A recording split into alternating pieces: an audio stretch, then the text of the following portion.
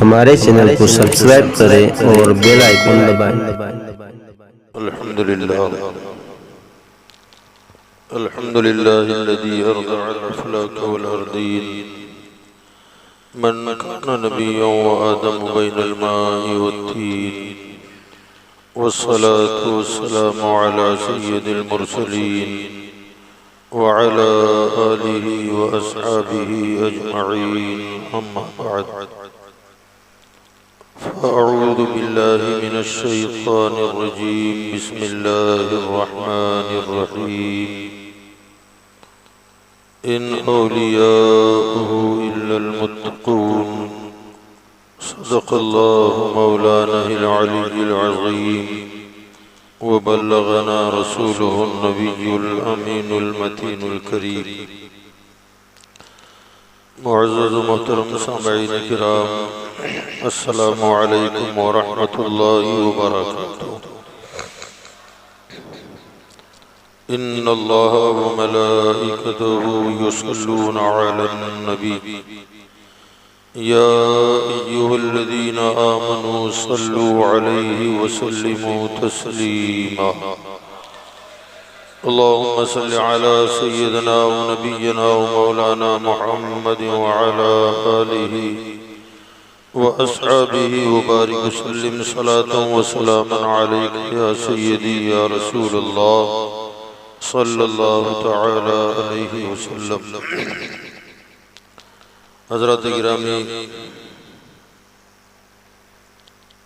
दुनिया में बहुत सारे औलिया अल्लाह हुए, आइंदा भी होंगे।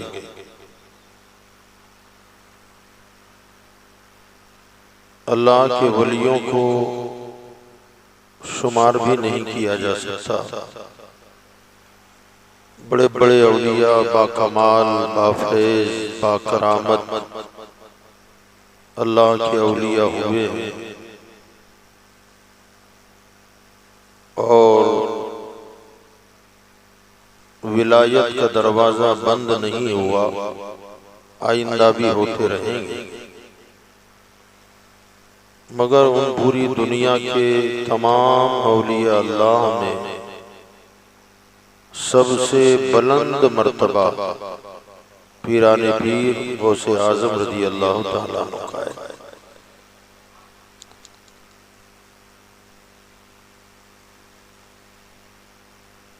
उनका मकाम बुलंद इतना अजीम है कि आला हज़रत इमाम अहमद रज़ा फ़ाज़िल बरेलवी रहमतुल्लाह अलैह ने उनकी शान में जो क़सीदा ख़ानी की है, वाह क्या मर्तबा ए गौस है बाला तेरा, ऊंचे ऊंचों के सरों से कदम आला तेरा, सर भला क्या कोई जाने कि है कैसा तेरा, औलिया मलते हैं आँखें वो है तलवा तेरा, जिसका तलवा इतना अजीम हो उसके सर का कौन अंदाजा लगा सकता है। आपकी विलादत बासआदत से बरसों पहले आपकी तशरीफ आवरी की बशारतें अपने वक्त के बड़े बड़े औलिया अल्लाह ने दी है जो उनसे पहले थे। हजरत सैयदना ख्वाजा इमाम हसन अस्करी, ये अइम्मा अहले बैत में से, जो अइम्मा अहले बैत के 12 इमाम माने जाते हैं, उनमें से एक इमाम है हजरत ख्वाजा हसन अस्करी रज़ी अल्लाह ताला। जब इनके विसाल का वक्त करीब आया तो आपने अपने मुरीदो खलीफा हजरत सैयदना मारूफ करखी रज़ी अल्लाह ताला अन्हु को बुलाया और बुला कर के ये फरमाया कि मेरे पास एक अमानत है, ये अमानत मैं तुम्हारे सुपुर्द कर रहा हूँ और ये अमानत ऊपर से चली आ रही है सरकार से। 5वीं सदी के वस्त में हमारे आका सल्लल्लाहु अलैहि वसल्लम की औलाद में एक शख्स पैदा होगा जिसकी जाए विलादत जीलान होगी और जाए मस्कन बगदाद होगा, उसका नाम अब्दुल कादिर होगा। फरमाया ये जुब्बा उन तक पहुंचाना है का हुजूर 5वीं सदी में आएंगे और ये सदी दूसरी चल रही है, तीसरी चल रही है। तो फरमाया जैसे मैं तुम्हें वसीयत कर रहा हूं तुम अपने खलीफा को कर देना, वो अपने खलीफा को करेगा। इस तरह वो जुब्बे मुबारका इमाम हसन अस्करी का गौसे आजम तक पहुंचा। हजरत सैयदना जुनैद बगदादी रज़ी अल्लाह तआला इमामुल औलिया माने जाते हैं। गौसे आजम से तकरीबन 200 साल पहले के उन्होंने अपने मुरीदीन में फरमाया कि मुझे आलमे गैब से ये पता चला है कि 5वीं सदी में हमारे आका सल्लल्लाहु अलैहि वसल्लम की औलादो अमजाद में एक शख्स पैदा होगा जिनका नाम अब्दुल कादिर होगा और वो अल्लाह की जानिब से मामूर होगा। ये कहने पर कदमी हादिही अला कुल्ली रग़बती वलियल्लाह, वो अल्लाह के हुक्म से कहेगा कि मेरा ये कदम दुनिया के वलियों की गर्दनों पर है। ये बशारत हजरत सैयदना जुनैद बगदादी रज़ी अल्लाह तआला उनका मकाम कितना ऊंचा है, कितना बुलंद बाला मकाम हजरत सैयदना सैयदुत ताइफा उनका लक़ब है जुनैद बगदादी रज़ी अल्लाह तआला अन्हु का। इसी तरह हजरत सैयदना अबू बकर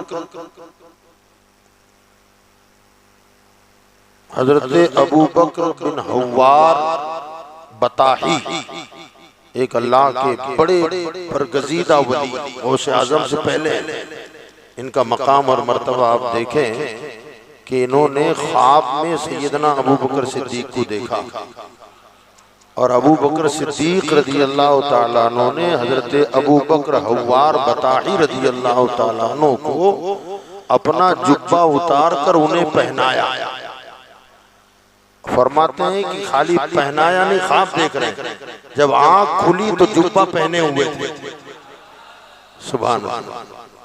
आपका फरमान है हजरत अबू बकर हव्वार कि जो मेरी कब्र पर 40 बुध हाजिरी देगा उस पर जहन्नम हराम है। सोचिए कितना पाए के बोले। और फरमाया जो मेरे आस्ताने में दाखिल हुआ, जहां मजार है उसमें जो बंदा दाखिल हुआ, जो दाखिल हुआ, फरमाया उसे आग नहीं छुएगी। उलमा ने लिखा है कि आज भी उनके मजार के अहाते में न गोश्त पक सकता है न मछली भून सकती है, आग का असर ही नहीं होता है उस पर। उन्होंने ये फरमाया था कि इराक में 8 औताद होंगे जिसमें जुनैद बगदादी का भी नाम है, सिर्री सख्ती का भी नाम है, इमाम अहमद इब्न हंबल का भी नाम है और फिर फरमाया एक नाम अब्दुल कादिर जिलानी होगा। ये बरसों पुरानी बात।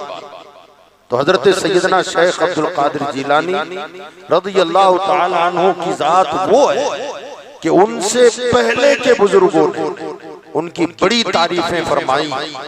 बल्कि जुनैद बगदादी ने तो जब मुराकबा करके ये फरमाया कि मुझे आलमे गैब से ये पता चला है कि वो मामूर होगा अल्लाह की तरफ से, ये कहने पर और वहीं आपने गर्दन झुकाई, कहा मैं उस फरमान पर आज गर्दन झुका रहा हूँ। ये शान हजरत गौसे आजम की। इसीलिए आला हजरत इमाम अहमद रजा फरमाते हैं जो वली कब्ल थे बाद हुए या होंगे, जो वली कब्ल थे जो पहले हुए बाद हुए या आइंदा कयामत तक होंगे, सब अदब रखते हैं दिल में मेरे आका तेरा। तमाम औलिया अल्लाह अदब व एहतराम की निगाह से पीराने पीर गौसे आजम शेख अब्दुल कादिर जिलानी को देखते थे, आज भी देखते हैं, कयामत तक देखते रहेंगे। बल्कि हजरत सैयदना पीर पठान रहमतुल्लाह तआला मशहूर हैं पीर पठान से।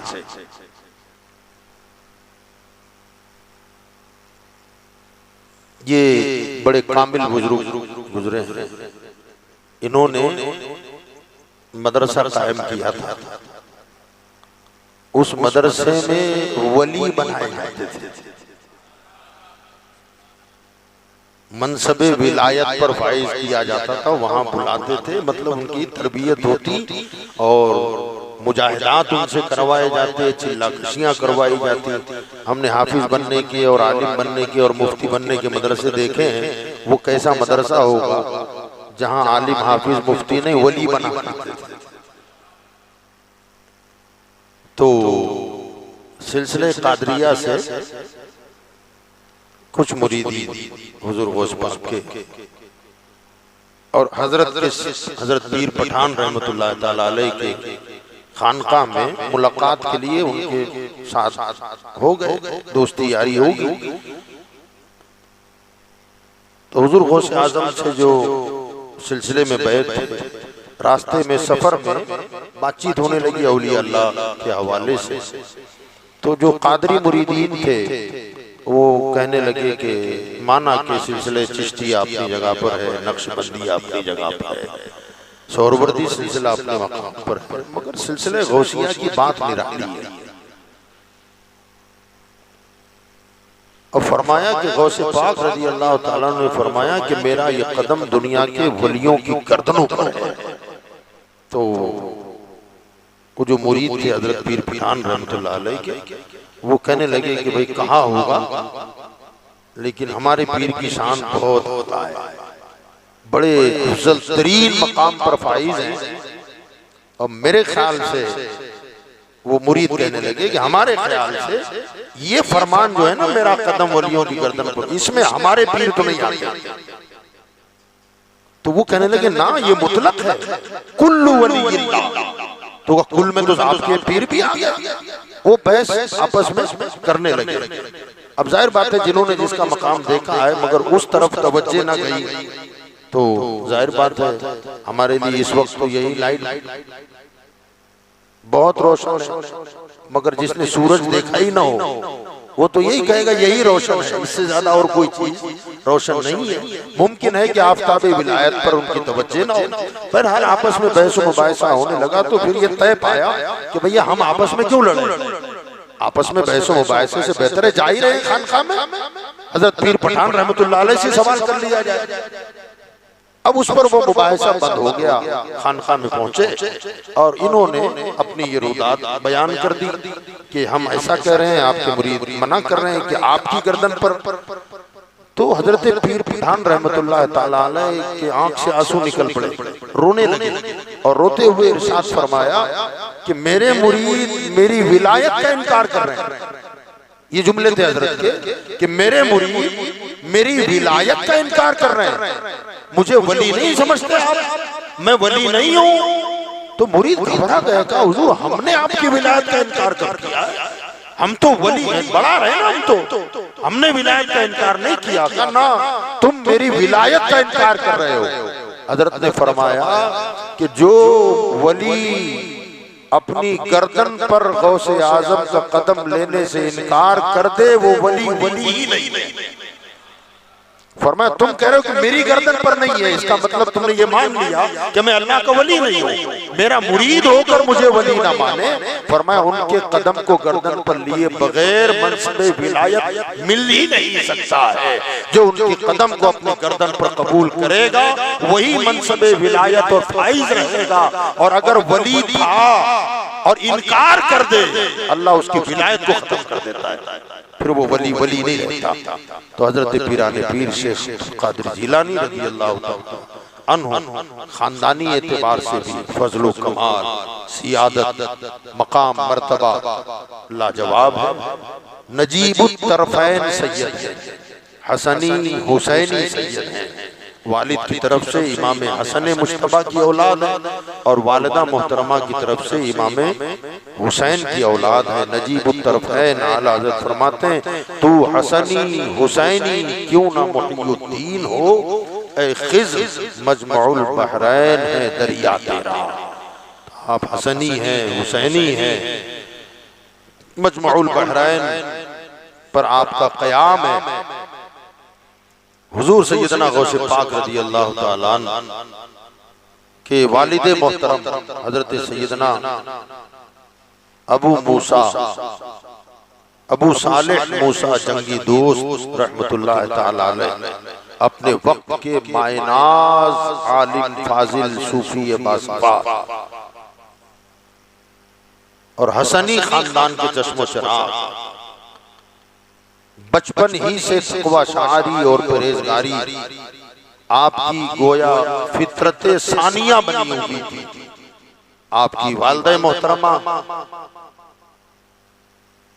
इमाम हुसैन की औलाद में गौस पाक के नाना जान अपने वक्त के एक जलीलुल कद्र अल्लाह के वली, आपकी फूफी जान अल्लाह की मायनाज वलिया है, सैयदा आयशा इनका नाम है, हजरत गौस पाक की फूफी जान।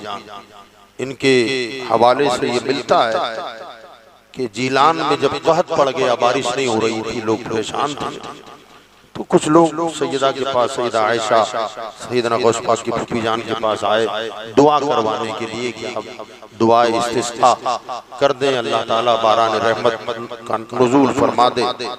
तो सैयदना गौस पाक की फूफी जान ने क्या किया, अपने मकान के आंगन में जो खुला सहन होता है उसमें आपने झाड़ू लगवाया और झाड़ू लगा करके आपने आसमान की तरफ सर उठाया और अर्ज करते हैं बारी ताला मैंने झाड़ू कर दी है, छिड़काव की जरूरत है, झाड़ू करना मेरा काम था, मेरी गुजारिश है कि छिड़काव तू फरमा दे। लोग अभी वहीं खड़े हुए हैं, देखते देखते बादल आए और रिमझिम बरसने लग गए। जरा सोचें, आप दुआ की दरखास्त लेके आए थे, दुआ नहीं मांग रही, ये अंदाज देखें आप। झाड़ू निकाल कर कह रही है झाड़ू मैंने किए, छिड़काव तू कर दे। और अल्लाह ताला ने इतना कहने पर अभी अल्फाज मुकम्मल अदा नहीं हुए, और बादल आकर के बरस गए। जिसकी फूफी इतनी शान की हो, जिसके वालिद का कोई जवाब ना हो, जिसकी माँ का कोई जवाब ना हो, जिसके नाना का कोई जवाब ना हो, तो जाहिर बात है ये खानदानी वजाहत जब इंसान को मिल जाती है ना, तो मैं समझता हूँ कि फिर कुछ करने की मौजूदा दौर में तो जरूरत ही नहीं। जरूरत पड़ती है कुछ करने की? कोई जरूरत नहीं। मगर हजरत पीराने पीर गौसे आजम रज़ी अल्लाह ताला अन्हु मादरजाद वली है, पहले वली बने बाद में पैदा हुए। कितने औलिया आपको ऐसे मिल जाएंगे जिन्होंने 50 साल इबादत और रियाजत की, तब जाके कहीं मनसबे विलायत पर फाइज हुए। किसी ने 60 साल 70 साल 90 साल एकदम बुढ़ापे की मंजिल में आए तब मनसबे विलायत पर फाइज हुए। ऐसे भी लोग हैं, मगर ये गौसे आजम की शान है, ये मकाम उनका है कि अल्लाह ने उन्हें पहले विलायत का ताज पहनाया, बाद में दुनिया में पैदा फरमाया। वो पहले वली बने और बाद में दुनिया में तशरीफ लाए, तो पैदाइशी वली और खानदान भरा हुआ है औलिया अल्लाह से। जब पैदा हुए, सुभान अल्लाह, आपकी वालिदा फरमाती है सैयदा उम्मुल खैर रज़ी अल्लाह तआला अन्हा के जिस रात मेरा बेटा अब्दुल कादिर की विलादत के आसार नमूदार हुए, तो उस रात मैंने देखा कि मेरा कमरा ऐसा लग रहा था कि नूर का दरिया बह रहा है, बुक्के नूर मेरा कमरा बना हुआ है। और 30 शाबान या 1 रमजान, 29 शाबान या 1 रमजान की विलादत सैयदना गौस पाक रज़ी अल्लाह ताला अन्हु की है।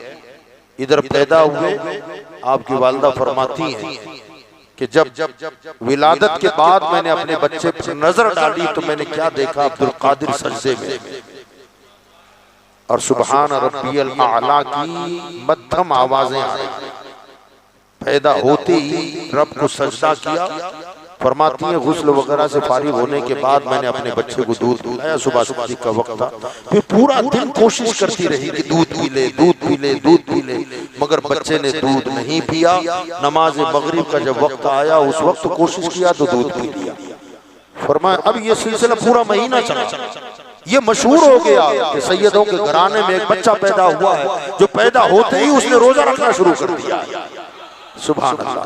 जरा आप देखें हमारे आका की विलादत हुई तो सजदा किया ना, रब को सजदा किया। आला हज़रत फरमाते हैं मुस्तफा के तने बेसाए का साया देखा, मुस्तफा के तने बेसाए का साया देखा, जिसने देखा मेरी जान जलवे ज़ेबा तेरा। दुनिया कहती है हुजूर के जिस्म का साया नहीं था, साया नहीं था।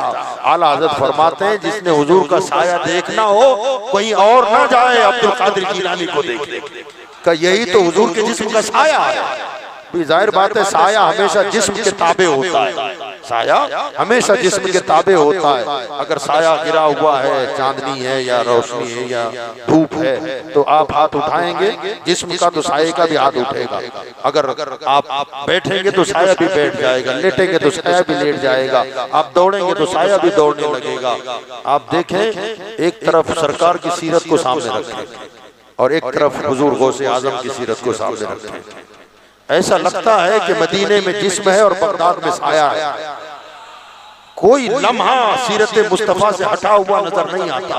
कोई सुन्नत ऐसी नहीं है जिस पर अमल करके सैयदना पीराने पीर गौसे आजम ने न दिखाया हो। तो बचपन में जब विलादत हुई तो आपने रोजा रख के शरीयत पर अमल करके बड़े बड़े शुयूख को यह बता दिया कि अब भी तुम्हें होश नहीं है, मुझे पीर मानते हो, मुझे अल्लाह का वली मानते हो।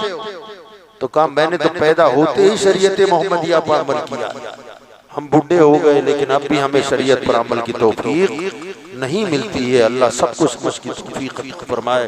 शरीयत मुतहरा पर गामजन रहते हुए हमें अल्लाह जिंदगी गुजारने की तौफीक रफीक अता फरमाए। हुजूर पीराने पीर गौसे आजम जिस रात पैदा हुए उसी रात फरमाया जिलान का पूरा इलाका, खाली शहर जिलान नहीं, जिलान के अतराफो अखनाफ जो उसके अंडर में आते थे इलाके, उस रात जितने भी औरतों के यहाँ बच्चे पैदा हुए अल्लाह ने सबको बेटे ही अता फरमाए।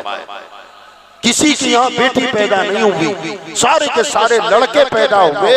और हुजूर गौसे आजम की विलादत के सदक़े में अल्लाह ने उन सारे लड़कों को विलायत का मनसब अता फरमाया। वो सारे औलिया अल्लाह कहलाए, अल्लाह के वली कहलाए। हुजूर गौसे आजम रज़ी अल्लाह तआला अन्हु की जो विलादत हुई, हजरत के शाने मुक़द्दसा पर हुजूर के कदम का निशान मौजूद था। बाकायदा हुजूर सल्लल्लाहु अलैहि वसल्लम का जो कदमों के निशान है, बल्कि बाज ने तो बाद में वो निशान की जुस्तजू की कि आखिर ये नक्श कैसा है तो कदम मगर किसका है। और हुजूर के मौजज़ात में से ये था, सुभान अल्लाह, न मेरे दिल पर न जिगर पर न दीदे तर पर। किसी ने कहा था न मेरे दिल पर न जिगर पर न दीदे तर पर, कदम करम करें तो निशाने कदम हो पत्थर पर। हुजूर के मौजज़ात में से ये था कि नर्म से नर्म जमीन पर भी अगर हुजूर ने कदम रखा ना तो कभी निशाने कदम नहीं उभरा। कीचड़ वाली जमीन पर भी अगर कदम रख दिया तो निशाने कदम नहीं आता था, लेकिन पत्थर पर रखते ही मोम हो जाता और निशाने कदम उभर जाता। हुजूर गौसे आजम के पुष्ट पर जो निशाने कदम था तो वो निशाने कदम को हुजूर के कदम से मैच किया गया। तब उस जमाने के औलिया ने कहा यही कदम है जो अब्दुल कादिर की पुष्ट पर उभरा हुआ है। पुश्ते मुबारक हुजूर सल्लल्लाहु अलैहि वसल्लम के शाने पर मोहरे नबूवत थी, मोहरे नबूवत थी, मुहम्मदुर रसूलुल्लाह लिखा हुआ था ना, उभरा हुआ था कबूतर के अंडे के बराबर, गोश्त उभरा हुआ था, उस पर हल्के हल्के बाल भी थे। सुभान अल्लाह, कह दे यार सुभान अल्लाह। हज़रत सैयदना सलमान फारसी रज़ी अल्लाह ताला, किसी दिन इंशाअल्लाह इनकी बारे में अर्ज करेंगे। सलमान फारसी की बड़ी लंबी उम्र हो गई, आतिश परस्त के बेटे थे, फारस के रहने वाले थे। इनके जो वालिद थे वो आग की पूजा करने वाले थे,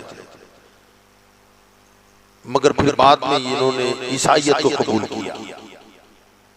ईसाइयत में बरसों गुजारे, एक राहिब की खिदमत में काफी साल गुजारे। वो जब मरने लगा तो कहा कि आपके बाद में किसकी पैरवी करूं?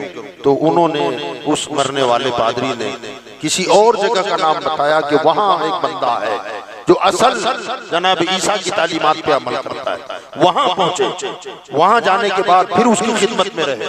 फिर उससे पूछा, जब वो मरने लगा उससे पूछा अब तुम्हारे बाद कौन? उसने फिर एक एड्रेस बताया, वहां गए। वहां जाने के बाद जिंदगी भर उसकी खिदमत करे, वो भी मरने लगा। तब उससे पूछा कि अब आपके बाद कौन? तो कहा अब इधर उधर भटकने की जरूरत नहीं है, मदीना चला जाए। अब ये वक्त आ गया है, अल्लाह का आखिरी पैगंबर दुनिया में आने वाले हैं और वो पैदा होंगे मक्का में और हिजरत करके आएंगे मदीना।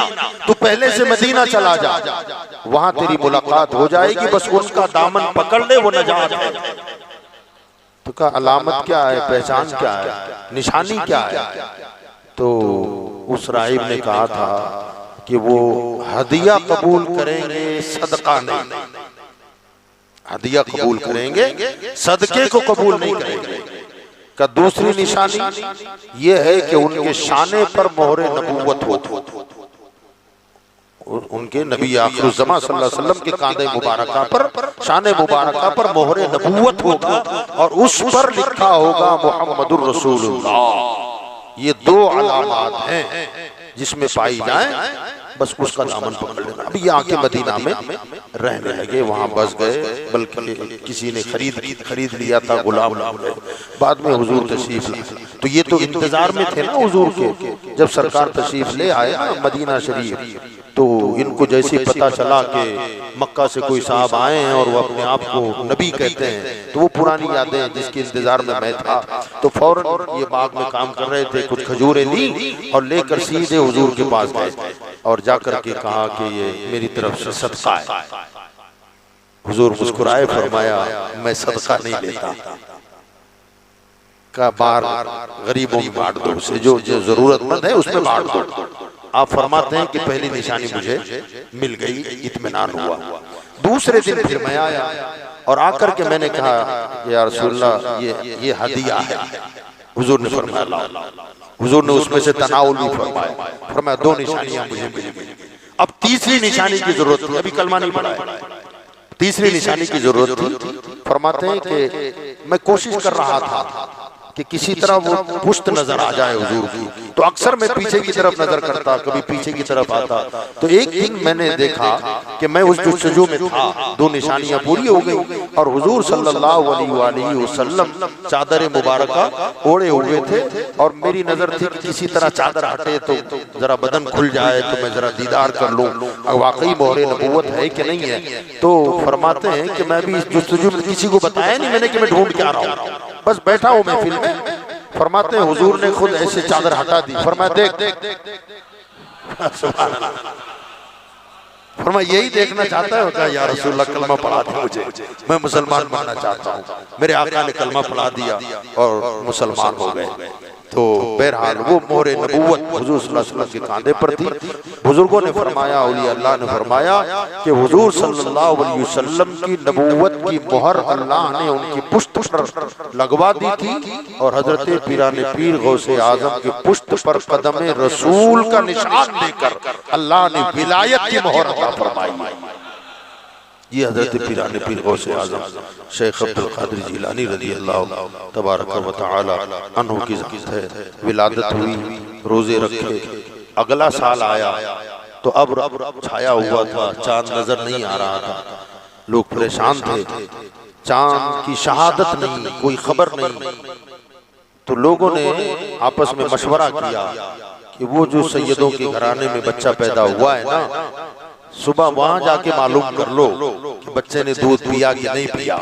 अगर बच्चे ने दूध पी लिया होगा तो मतलब चांद नजर नहीं आया, और अगर बच्चे ने दूध नहीं पिया होगा दिन में तो समझ लो कि चांद जी पी लिया है तो चांद नजर नहीं आया, न पिया तो चांद नजर आ गया। सुबह फजर की नमाज के बाद लोग जमा हो गए हजरत अबू सालेह के मकान पर। कहा अबू सालेह बच्चे की खबर लो ना जरा। बच्चे ने दूध पिया तो आपकी वालदा ने खबर दी कि सुबह तो पिया था, ताज्जुद में जब उठी थी तब मैंने बच्चे को दूध पिलाया।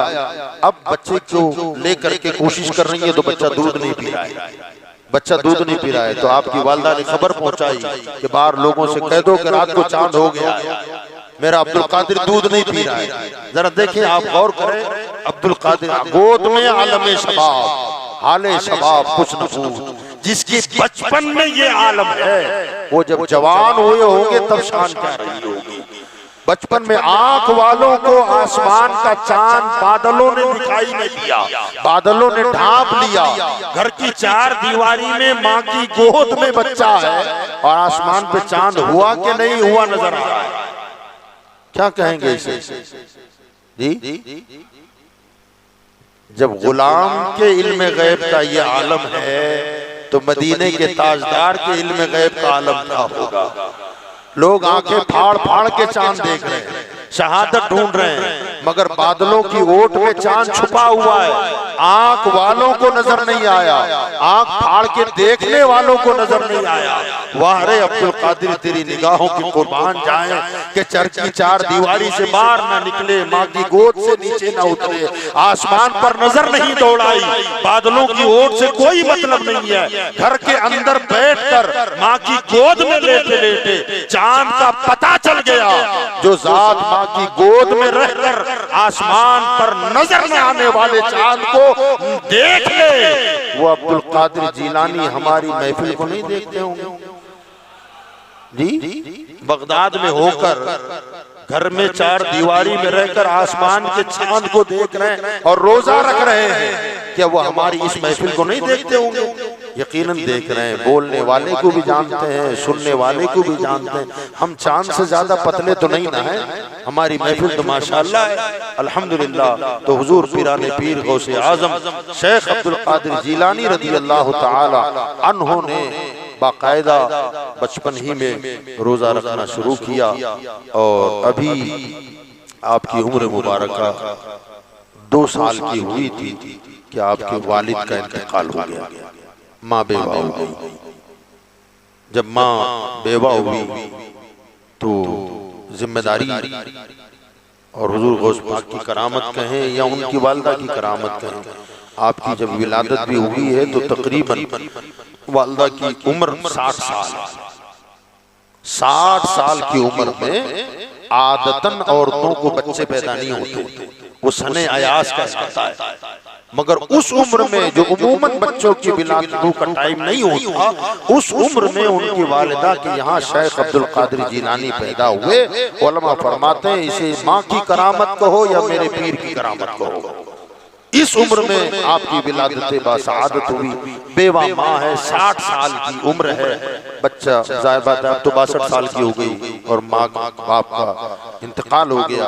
जिम्मेदारी माँ पर आ गई तो नाना जान हज़रत अब्दुल्ला सुमई रज़ी अल्लाह तआला अन्हु ने माँ और बच्चे की किफालत अपने जिम्मे ले ली और फिर परवरिश होने लगी। जब हजरत पीराने पीर गौसे आजम शेख अब्दुल कादिर जीलानी की उम्र मुबारका इल्मी घरानों में, बल्कि यूं कहें कि मुस्लिम घरानों में एक रिवाज था जो खत्म कर दिया गया, जो खत्म हो गया।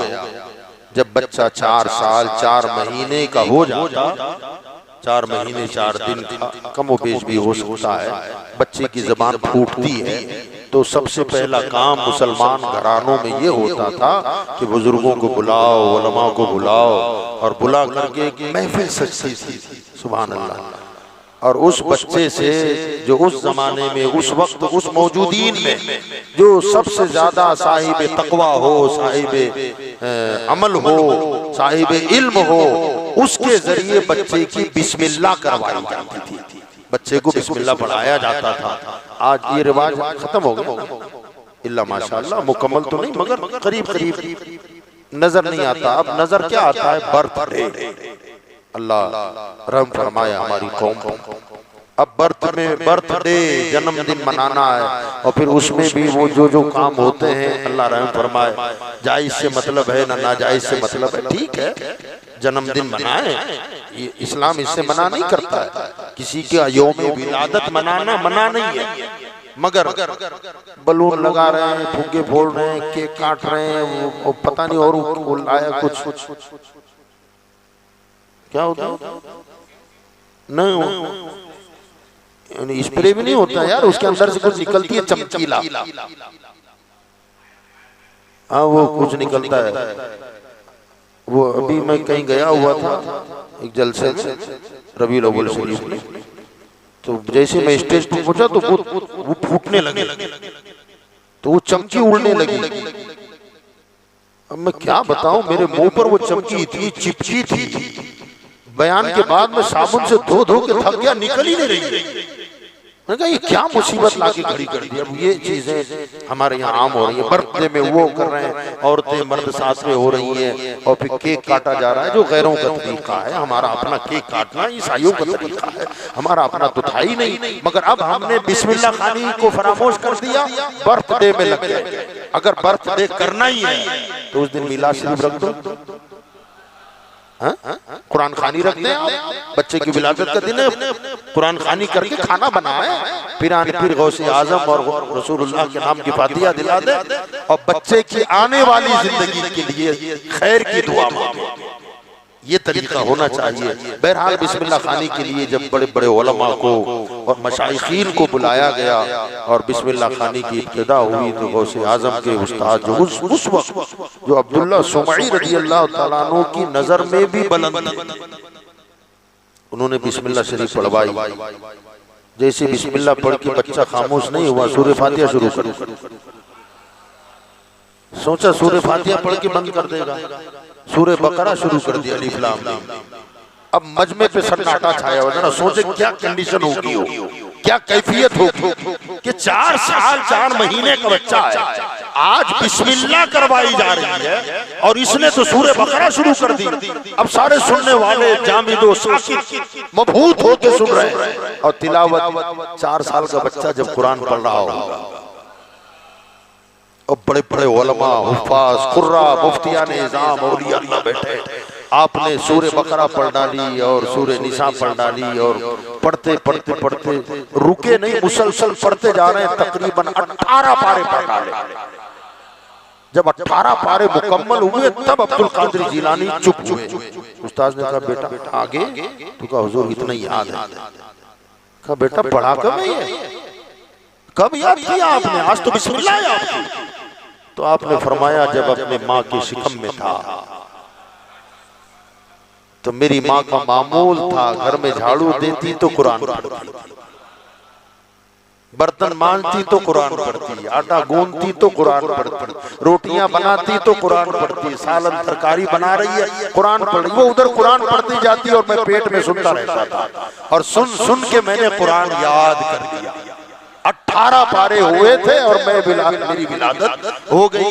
बाज़ मुअर्रिखीन ने ये लिखा है कि आपकी वालिदा 18 पारों की हाफिज़ा थी। बहरहाल मुमकिन है कि इतने पारों की हाफिज़ा रही हो, 18 पारों की हाफिज बन के आप पैदा हुए। जरा सोचें, हम करामात के शायक हैं, यकीनन करामतों से इनकार नहीं है।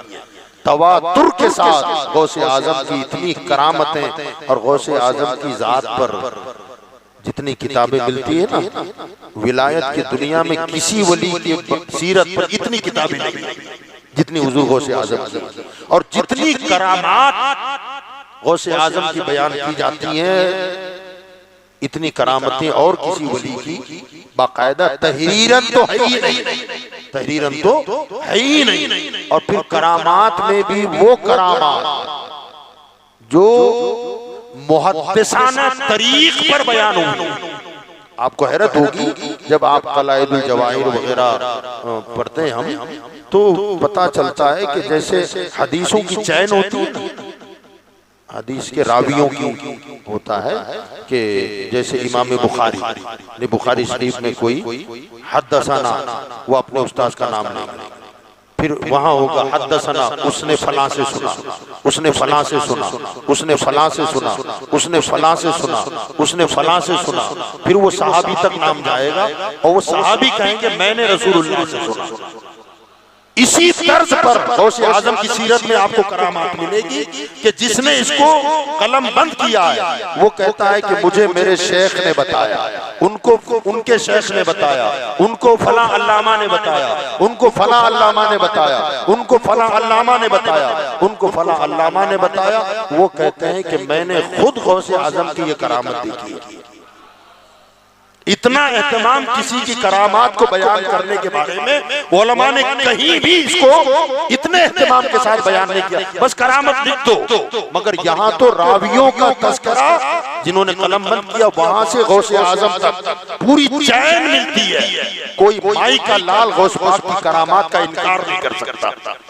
और बयान करने वाले हमारे और आप जैसे नहीं है, अपने वक्त के जय्यद उलमा हद तवातुर को इनकी करामात पहुंची हुई है। तो हजरत पीराने पीर गौसे आजम रज़ी अल्लाह तबारक व तआला अन्हु की विलादत हुई, 4 साल का अरसा बीता। बिस्मिल्लाह में 18 पारे आपने ज़बानी सुना दिए। कब याद किया तो कहा माँ के पेट में आया। आज एजुकेशन का जमाना है, दुनिया बहुत जोर दे रही है, एजुकेशन होना भी चाहिए। अल्लाह हमारी कौम को भी समझ आता है। तालीम से हम बहुत पीछे हैं, मगर ये कि एक जमाना था हमारे बचपन में, मुझे याद है 7-8 साल से पहले स्कूल में दाखिला ही नहीं होता था। करना 5 साल का बच्चा लगेगा ये क्या पढ़ेगा, ये पढ़ ही नहीं सकता। 4 साल के ले जा तो कहना ये इसकी तो बहुत छोटी उम्र है। कहा जब 8 साल का हो जाए तब लेके आएगा, 7 साल का हो जाए तब दाखिला होगा। यानी उनके माइंड में दुनिया में यह आम था कि 7 साल के बाद ही बच्चा पढ़ सकता है। मगर फिर दुनिया वालों ने देखा थोड़ी सी तरक्की हुई, कितना आया और नीचे 5 साल का, और नीचे का 4 साल, और नीचे अब ले आया। अब वो आया क्या कहते हैं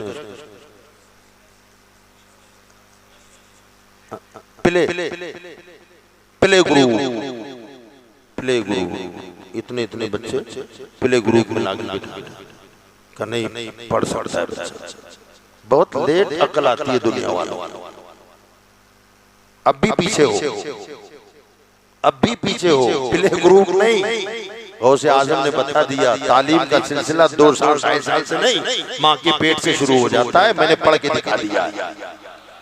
हमारी शरीयत, हमारा दीन, हमारा मजहब ये बताता है कि बच्चा शिकमे मादर में आए तब से तालीम शुरू हो सकती है, मगर करे तो जाहिर बात है जो बच्चा माँ के पेट में माँ का पढ़ा हुआ कुरान सुन सकता है और उसका असर कबूल करके याद कर सकता है, वो बच्चा माँ के पेट में गाने का असर कबूल नहीं करेगा, गीत का असर कबूल नहीं करेगा, ड्रामों का असर कबूल नहीं करेगा, फिल्मों का असर कबूल नहीं करेगा, नंगे नाच गानों का असर कबूल नहीं करेगा।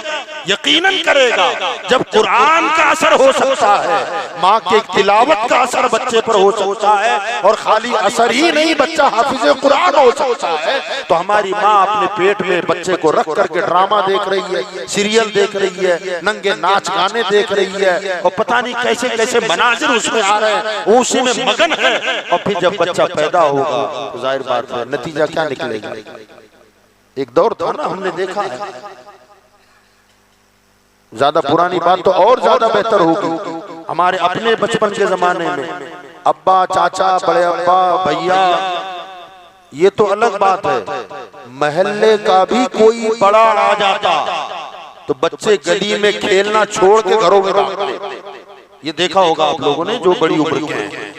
महल्ले का बड़ा है, महल्ले में जिसे हम चाचा, बड़े अब्बा कह के पुकारते हैं, रिश्ता कोई नहीं है, बस महल्ले का मोहम्मद आदमी है। कोरे वो आ गए, गोटियां फेंको, और सीधे लोग अपने अपने दरवाजों की तरफ बच्चे भाग जाते हैं। लड़कियां अगर खड़ी हैं, कोई आ गया तो फौरन अपने अपने घरों में भाग जाती थी बेटियां, सरों पे दुपट्टे नहीं है तो ओढ़ लेती थी। आज हाल ये है कि बाप का भी एहतराम कम हो गया, ये हाल हो गया। पहले तो खाली महल्ले और बस्ती का कोई बड़ा आ जाता तो एहतराम किया जाता, बच्चे बैठते नहीं थे, खड़े हो जाते थे। मैंने अपने बचपन में क्या बल्कि मेरी फरागत के बाद मैंने देखा है, मैं फारिग हो गया था यानी होटल में अगर हम चाय पीने बैठे हैं, अगर बड़ा भाई आ जाता ना, मेरी फरागत के बाद हमारे यहाँ का मामूल बता रहा हूं मैं, हालांकि अब वो नहीं रहा। हमारे बड़े भाई आ रहे हैं, हम चाय पीने, तो चाय छोड़ के हम दूसरे दरवाजे से निकल जाते थे कि बड़े भाई होटल में आ रहे हैं, हमको होटल में देखेंगे अच्छा नहीं लगेगा। अब वो मामूल हमारे यहाँ भी खत्म हो गया।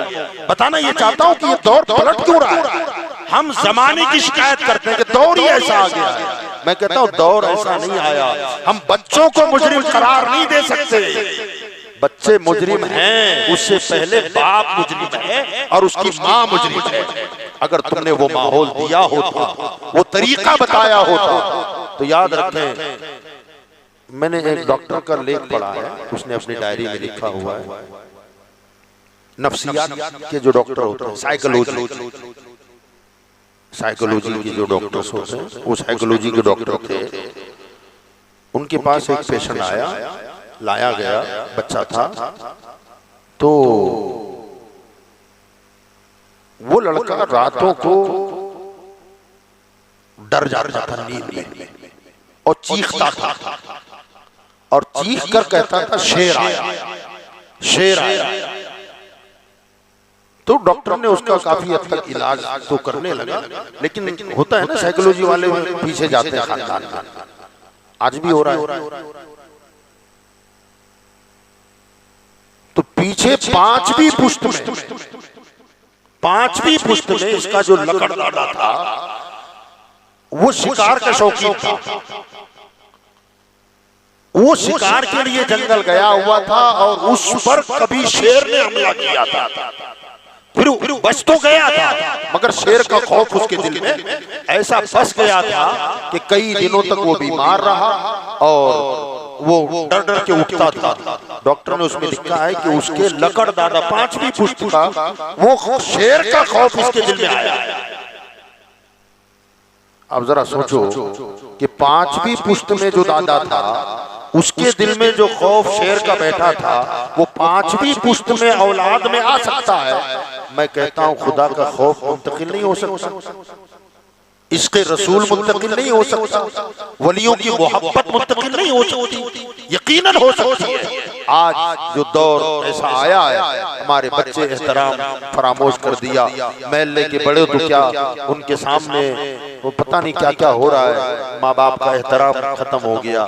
तो अर्ज ये करना है, अल्लाह ताला हमको आपको समझ की तौफीक अता फरमाए। हमारा किरदार सवरेगा, हमारी औलाद बेहतर होगी, हमारी औलाद पर उसका असर मुरत्तब होगा। हमारी सोच के मुताबिक जो हमारी मेंटेलिटी होती है, वही ज़हनियत लेकर के हम देखते हैं। जब शक्ल ले सकती है औलाद, जब शक्लें ले सकती है, कभी ऐसा होता है कि हमने कभी किसी लड़की को उसके बचपन में देखा हो, उसकी शक्ल हमें याद है, बाद में बड़ी हो गई, शादी हो गई, बच्चे पैदा हो गए, कभी ऐसा होता है कि उसकी बेटी हमारे सामने आए तो हमें वो लड़की याद आती है और हम पूछ डालते हैं कि ये लड़की किसकी है।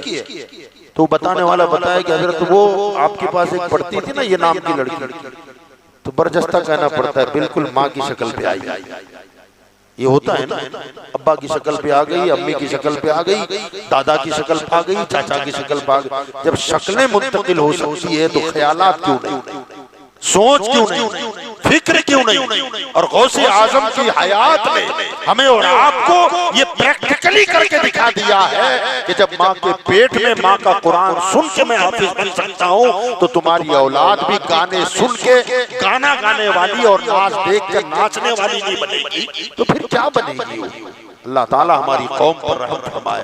तो हज़रत गिरामी हुजूर सैयदना गौसे आज़म रज़ी अल्लाह तबारक व तआला अन्हु ने अब बाकायदा तौर पर मकतब में उनका दाखिला करवाया गया और मकतब में आप पढ़ने के लिए जाते थे। अब जाहिर बात है मकतब में अली बातासा की तालीम होती है, नाजरा कुरान पढ़ाया जाता है और हुजूर पीराने पीर तो 18 पारों के हाफिज बन के पैदा हुए, तो उनकी तालीम का मियार थोड़ा दीगर बच्चों से अलग था। आपके शहजादे हजरत सैयद अब्दुल रज़्ज़ाक़ रज़ी अल्लाह तआला फरमाते हैं कि मैंने अपने वालिद हुजूर गौस पाक से एक मर्तबा पूछा कि अब्बा जान आपको ये कब पता चला कि आप अल्लाह के वली हैं।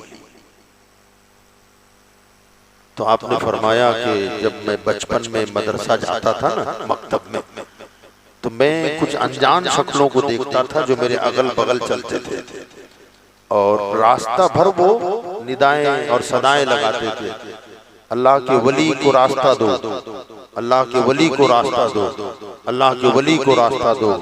कहते मैं समझ नहीं पाता था।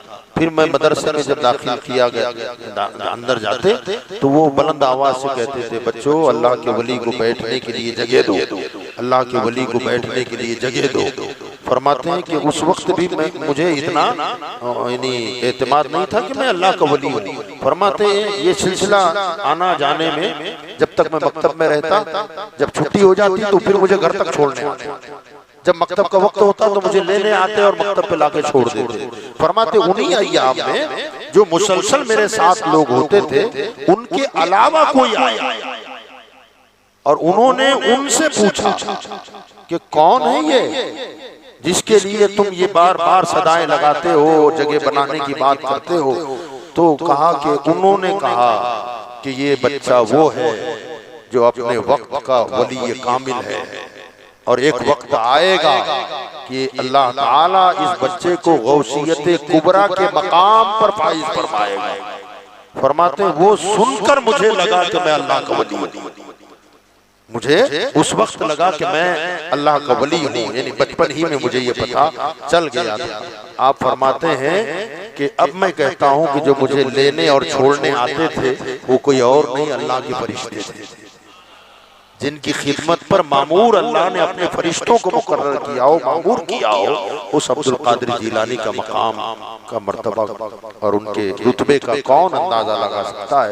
हजरत सैयदना पीराने पीर गौसे आजम रजी अल्लाह तआला अन्हु मकतब में बाकायदा मुरव्वजा जितनी तालीम वहाँ हो सकती थी उतनी तालीम आपने हासिल कर ली।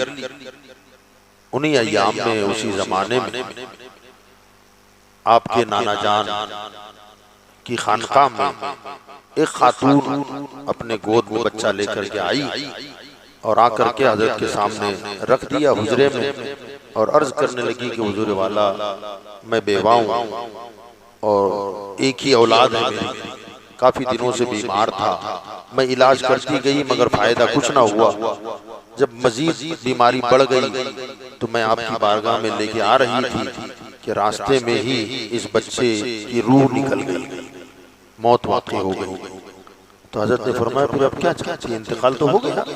तो कहा हुजूर इल्तिजा है, अल्लाह के वलियों में बड़ा तसर्रुफ की ताकत अल्लाह ने दे रखी है, आप अल्लाह से दुआ करें, एक लौती औलाद है मेरी, इसी के सहारे मेरी जिंदगी है, आप दुआ करें कि अल्लाह इसकी जिंदगी लौटा दे।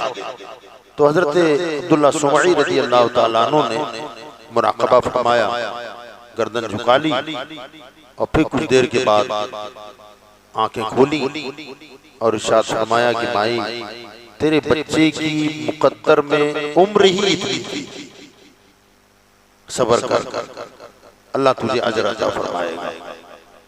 अब वो बच्चा लेके हुजरे से बाहर निकली और खानका के गोशे में बैठकर फूट फूट के रोने लगी। इतने में 10 साल की उम्र थी। गौसे आज़म तशरीफ लाए, देखा कि फूट फूट के रो रही। करीब आए, कहा क्या हुआ? तो कहा बेटा मेरा बच्चा मैं ला रही थी, बीमार था, रास्ते में इंतकाल कर गया। आपके नाना को दिखाया लेकिन उन्होंने भी कह दिया कि इसकी तकदीर ही ये थी, जिंदगी का खात्मा हो गया। अब अपनी ही तकदीर को रो रही है। उसका रोना, बिलकना और मुल्तजियाना नजरों से उम्मीद भरी नजर गौसे आजम पर है। औरत की नजर उम्मीद वाली और रोती जा रही है।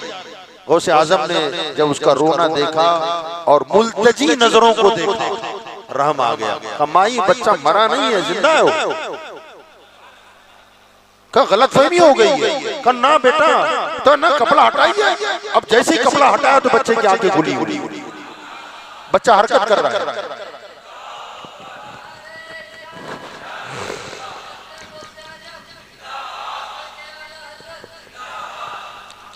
बच्चे की आंखें खुली हुई। अब जो अंदाज बदला ना माँ का, पहले गम में रो रही, गम में चीख रही, अब खुशी में चीख रही, मचल रही है। अब शोर बुलंद हुआ तो हजरत के नाना जान बाहर निकले के शोर कैसा हो रहा है। अब जैसे ही देखा तो बच्चा खेल रहा है और माँ चीख रही है। अल्लाह का शुक्र है शहजादे तेरी निगाह करम ने बच्चे को जिंदगी अता फरमा दी। अब जैसे ही नाना ने ये देखा, हाथ में लाठी थी, असाई मुबारक रखा हुआ था, घूर करके अपने नवासे को देखा कि इतनी उम्र में खुदा के सरबस्ता रात से पर्दा हटा दिया और जलाल में आए और पीछे दौड़ पड़े। हजरत पीराने पीर गौस आजम आगे दौड़ते जा रहे हैं, पीछे नाना जान दौड़ रहे हैं। दौड़ते दौड़ते एक गली में मुड़े और सीधे कब्रिस्तान में दाखिल हुए और कब्रिस्तान में जाकर बुलंद आवाज से फरमाया, ओ कब्रिस्तान के दफीनों, मेरे नाना से मेरी हिफाजत करो। इतना कहना था कि 300 मुर्दे कब्र से जिंदा होकर खड़े हो गए और दीवार बन गए। हजरत सैयदना अब्दुल्ला सुमई ने एक नजर कब्रों से निकलने वाले मुर्दों को देखा, दूसरी नजर नवासे पर डाली और मुस्कुराते हुए फरमाया, शहजादे तेरी शान बहुत बुलंद है, हम तेरे मकाम को नहीं पा सकते। यहाँ रुक कर मैं ये अर्ज करना चाहूँ कि जरा सोचने वाली बात यह है, काबिल गौर, कि 10 साल के बच्चे गौसे आजम ने कमाल कर दिया। नाना ने कह दिया था तकदीर में, उम्र ही इतनी थी, खत्म हो गई बात, ले जा सबर कर। गौसे आजम ने फरमा दिया कि ना, बच्चा जिंदा है। गौसे आजम खुद फरमाते हैं कि मैं वो हूं कि मैं चाहूं तो किसी की क़ज़ाए मुबरम भी तब्दील कर दूं।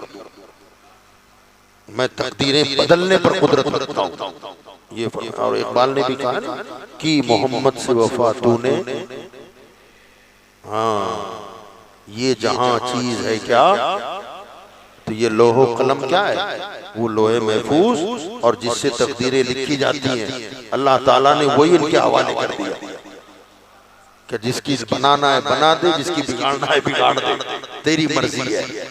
अब जो अर्ज करनी है, जो इस्लाही बात है वो ये है कि वाकया तो सुनते रहते हैं, सुनाते रहते हैं, हमारी ईमान को तकवीत मिलती है इससे और मोहब्बतें बढ़ जाती हैं। सवाल ये है, 10 साल के बच्चे ने इतना बड़ा कमाल किया, तो बच्चे को डंडा लेके पीछे मारने की जरूरत आती है? क्या ख्याल है?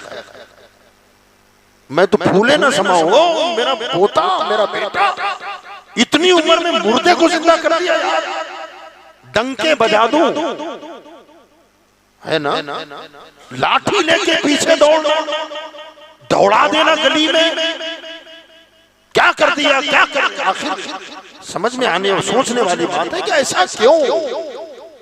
तो याद रखिएगा, हमारे बुजुर्गों का तरीका रहा है कि अपने कमालात को,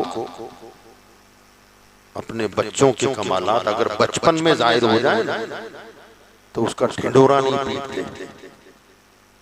अगर उसकी शोहरत हो जाए ना, तो बच्चे की तरक्की में रुकावट आती है, तालीम खत्म, जो मर्तबा चाहिए वो नहीं मिलेगा। और यही काम माजी से हो रहा है, माजी करीब से, और उसी काम ने हमारी जमात का बेड़ा कर रख दिया। मिसाल दूं, मैं, मेरा बेटा, आप सब मुझे अकीदत मोहब्बत से देखते हैं, दस्तबूसी करते हैं, बरस हो गए, लगभग 28-29 साल हो गए मुझे मुसलसल। कई लोग तो पहले दिन से मुझे सुन रहे हैं, 28 साल का अरसा कम नहीं होता। आपकी मोहब्बतें हैं, चाहते हैं। अब मैं अपने बेटे को लेके आऊं तो होता क्या है, हमारे साथ भी उसकी भी कोई 50 दे रहा है, कोई 100 दे रहा है, कोई 500 दे रहा है, कोई 50 दे रहा है। वो पड़ेगा जी, ऐसे ही मेरे हाथ चूम रहे हैं लोग, ऐसे ही सर पे उठा रहे हैं, ऐसी दौलत आ रही है, पैसे मिल रहे हैं, बेड़ा ही गर्क हो गया। अब मेरे मरने के बाद वो मेरी मसनद, मेरी कुर्सी पर वो बैठा, वो आता ही नहीं आलिम का नाम भाला, तो आपको बताएगा क्या? वही जीरो हो गया है, बस हाथ चूमवाने में रह गया।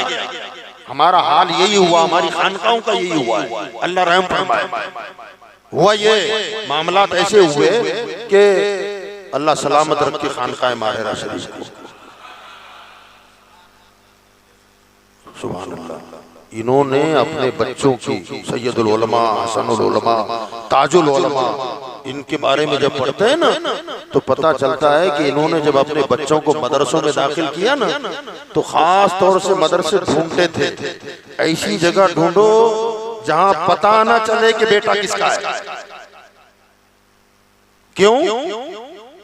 जाहिर बात है जहां पता चल गया कि ताजुल उलमा का बेटा है तो फिर तो वहां मुदर्रिस भी हाथ चूमेगा, उसके लिए रहने का इंतजाम अलग होगा। शरारत करेगा तो सैयदजादा है, हमारे शरीफ है, हमारे पीरानी निजाम की औलाद है, हमारे शहजादा है, शेखजादा है, तो वो इज्जतों में रह जाएगा, तालीम जीरो हो जाएगी। उन्होंने ऐसी जगह दाखिले करवाए और बताया नहीं कि बेटा किसका है, आखिर ये नाम का वही आदमी है या कोई और है। तो फिर निकले तो कैसे निकले बच्चे, वो फिर अपने सज्जादा नशीनी को संभालने के काबिल निकले, वो पावर निकला, वो पावर रहा उनके पास। अब बचपन ही से हाथ चुमवाने की आदत पड़ जाए और नजराने लेने की आदत पड़ जाए तो फिर जाहिर बात है उसका तालीमी सफर खत्म हो गया, बच्चा जीरो हो गया। और फिर वही बच्चा मैंने जानशीन बना दिया मेरा, तो मेरा जानशीन बन करके वो बेड़ा गर्क नहीं करेगा तो क्या करेगा। डॉक्टर इकबाल ने इसी तरफ इशारा करते हुए कहा था कि कुम बिइज़्निल्लाह जो कहते थे वो रुखसत हुए। कुम बिइज़्निल्लाह का मतलब होता है अल्लाह के हुक्म से जिंदा हो जाओ। तो मुर्दे जिंदा करते थे लोग का जो ये कहने का पावर रखते थे ना वो रुखसत हो गए। कुम बिइज़्निल्लाह जो कहते थे वो रुखसत हुए, खानकाहों में मुजावर रह गए या गोरकुन। खानकाहों में या तो मुजावर हैं या कब्र खोदने वाले रह गए और कुछ नहीं है। और इसी नज्म में इकबाल ने कहा था कि नजराना नहीं सूद है पीराने हरम का। माफ करना मैं पीरों का मुखालिफ नहीं हूँ, लेकिन हालात ऐसी आई ना कि जींस की पतलून, हाथ में कड़ा और बाल किधर बुलेट पे बैठा हुआ एक टांग ऊपर करके, अरे यार क्या ना दाढ़ी ना मूंछ ना नमाज ना रोजा, जींस पहना हुआ टी शर्ट, हाथ में खड़ा गैर मुस्लिमों की तरह, पीर ज्यादा है।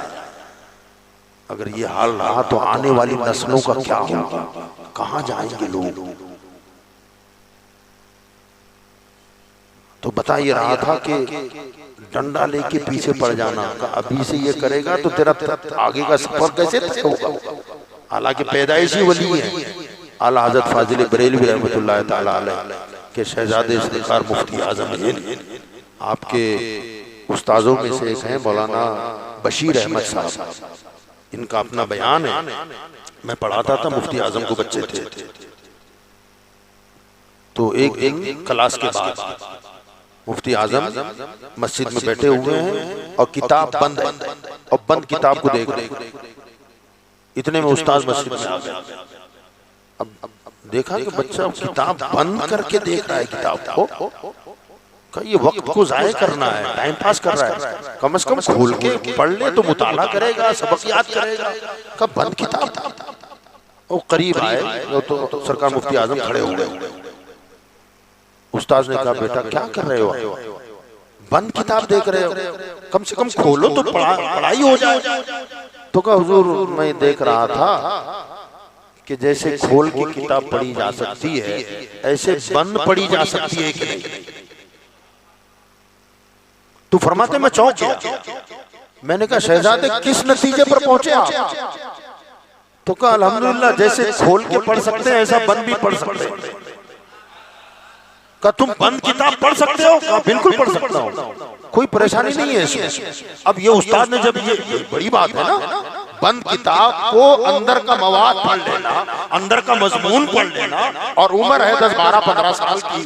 फरमाते हैं कि मैं सीधा आला हज़रत के पास दौड़ा और मैंने कहा हुजूर शहजादा कमाल हो गया। तो कहा क्या हुआ? तो कहा जैसे हम खोल की किताब पढ़ते हैं शहजादा तो बंद किताब ऐसी पढ़ने की सलाहियत रखता है।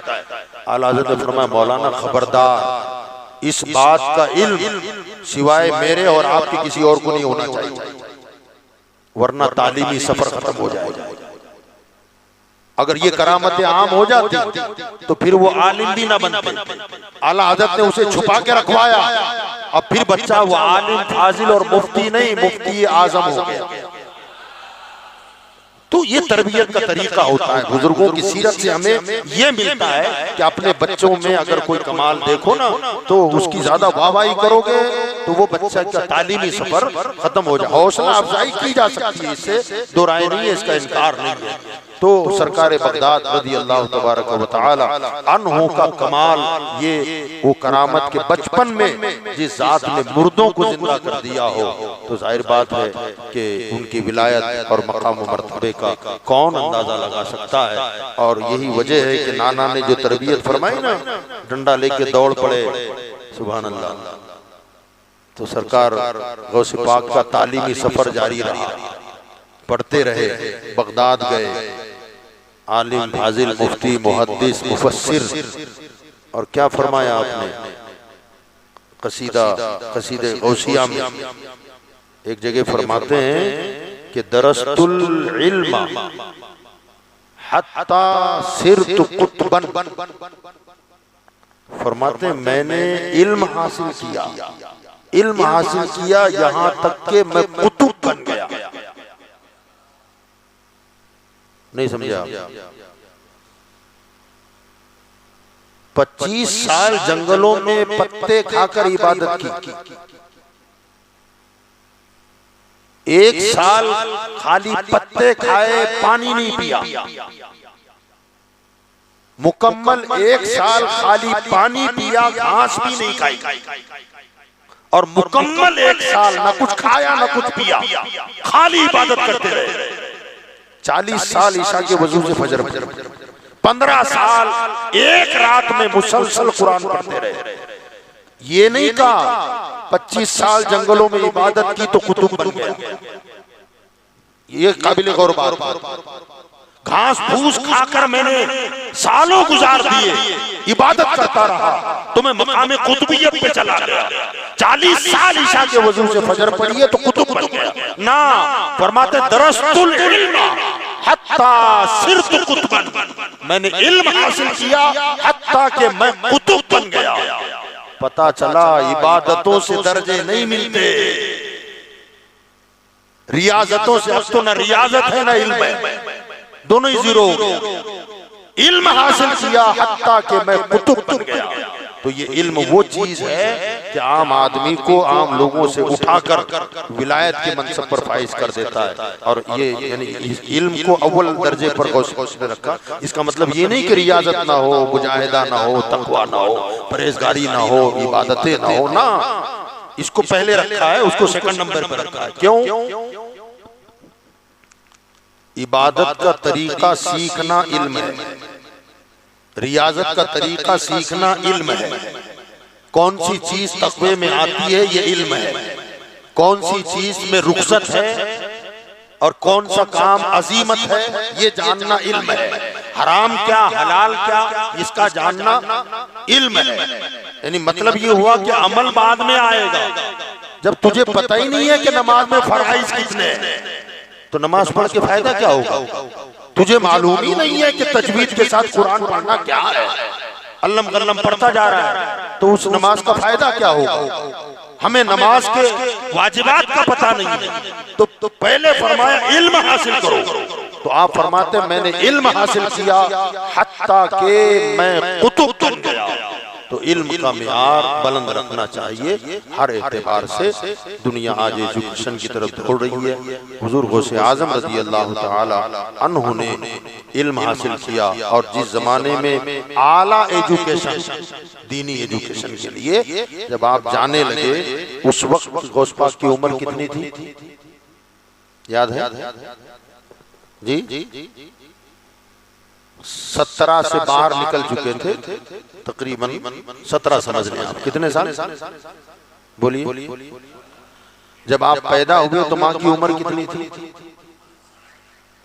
और गौस पाक 2 साल के हुए तो अब्बा का इंतकाल हो गया। 12-13 साल की उम्र हुई तो नाना का इंतकाल हो गया। 60 साल की उम्र में माँ की उम्र 60 साल थी तब पैदा हुआ। अब ये बच्चा 17 साल का है, माँ की कहाँ गई उम्र? 77 साल। शोर नहीं है, बाप भी नहीं है माँ का। बेटे की जरूरत थी कि नहीं? अब कमाने के काबिल था बच्चा। 17 बरस का कटील जवान बच्चा है, ये कमाने के काबिल था। माँ को हाजत थी, जरूरत थी। हम गौसे पाक की माँ को भी सलाम करते कि माँ तेरा एहसान है इस उम्मत पर कि तूने अपने बुढ़ापे के सहारे को आला तालीम के लिए इस उम्मत की खातिर रवाना कर दिया। और जब आपने इजाजत दी अपनी माँ से कि माँ मुझे इल्म हासिल करना है और वो इल्म जो मैं चाहता हूँ हमारे गांव में नहीं है, उसके लिए बगदाद जाना पड़ेगा। 400 मील का फासला है, जीलान से बगदाद का 400 मील का फासला। 17 साल का कड़ियल जवान। माँ ने कहा बेटा अल्लाह रसूल के लिए छोड़ रही हूं, आला तालीम हासिल कर और नाना की दीन की खिदमत कर। और दुनिया जानती है कि इल्म हासिल करने के बाद मेरा गौस मुईनुद्दीन नहीं बना। तवज्जो चाहता हूं जुमलों पर। मुईनुद्दीन नहीं बना, मुजद्दिदे दीन नहीं बना, बना तो मुहियुद्दीन बन गया। मुईनुद्दीन का मतलब होता है दीन का मददगार, दीन का मददगार। मुजद्दिद का मतलब होता है दीन को निखारने वाला। आप मुजद्दिद नहीं बने, मुईन नहीं बने, मुहियुद्दीन बने। दीन को निखारने वाला नहीं, दीन की मदद करने वाला नहीं, मुर्दा दीन को जिंदा करने वाला बना। तो उनकी माँ को भी हम सलाम करते हैं कि इतनी उम्र में बुढ़ापे में जरूरत थी आपको, मगर फिर भी अपने शहजादे को इस उम्मत की खातिर आपने आला तालीम के लिए रवाना किया। और वही शहजादे ने मुर्दा दीन में जान फूंकी और वो दीन आज तक जिंदा है और इंशाअल्लाह सुबह क़यामत तक जिंदा रहेगा। अगली बात इंशाअल्लाह कल होगी।